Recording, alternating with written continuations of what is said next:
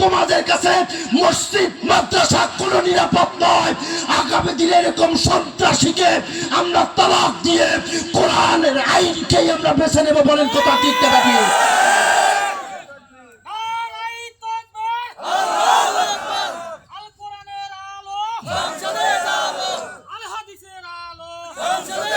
আলহামদুলিল্লাহ ভাইরা আমার, পৃথিবীর জমিনের সর্বোৎকৃষ্ট পবিত্র জায়গা হচ্ছে মসজিদ। বলেন কি? সবাই বলেন কোন জায়গা? সেই মসজিদ কি কোনো একটা দলের, কোনো একটা মতের? প্রত্যেকটা মুসলমান, এমনকি হিন্দুও যদি চায় মসজিদে ঢুকতে পারে। পারে কি পারে না? কিন্তু সেই জায়গার ভিতরে কোরআনের দাস, কোরআনের পাখিদেরকে তোমরা মারলা কেন? তোমরা ভুলে গেছো এই বাংলাদেশ আর আগের মতো কুক্ষিগত করে রাখার মতো কোন বাপের বেটার আর জন্ম হয় নাই। তোমরা কেন কোরআনের গায়ে হাত দিলা?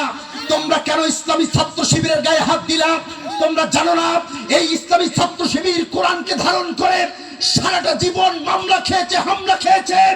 এই কোরআনুল কারীম বুক থেকে ছুঁড়ে ফেলে দেয় নাই। বলেন কথা ঠিক কিনা?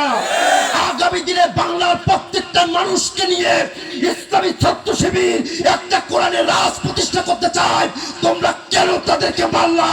এই জাতিকে সাথে নিয়ে আগামী নির্বাচনে তোমাদের দাঁত ভাঙার জবাব আমরা দিয়ে দিব। বলেন কথা ঠিক কিনা?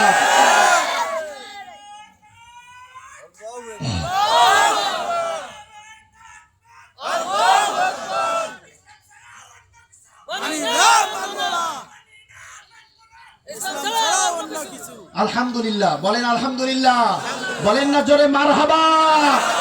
ভাইরা আমার, কথায় কি কষ্ট পাচ্ছেন? আমি সব সময় হক কথা বলতে ভালোবাসি।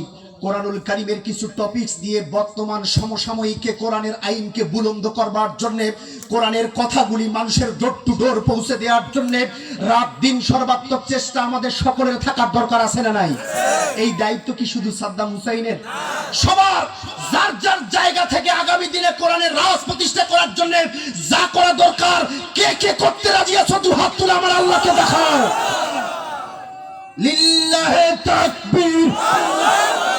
কোরআন ছাড়া অন্য কিছু, কোরআনের শত্রুরা, ইসলামের শত্রুরা, আলেম ওলামার শত্রুরা। নারায়ে তাকবীর।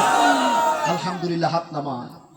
ভাইরা আমার, যে ওয়াদা, যে কমিটমেন্ট আপনারা আল্লাহর দরবারে কোরআনের মাজলিসে আপনারা দিয়েছেন, এই কমিটমেন্ট, এই ওয়াদা শেষ মুহূর্ত পর্যন্ত ধরে রাখতে আপনারা প্রস্তুত আছেন? আরো জোরে বলেন আছেন? আল্লাহ পাক আমাদের কবুল করুন। বলেন আমিন। ও ভাইরা আমার, একটু গভীর মনোযোগ লাগান, হৃদয়ের কান লাগান। মিঠাপুকুরের জমিনের মুসলমানেরা 7 জন যুবক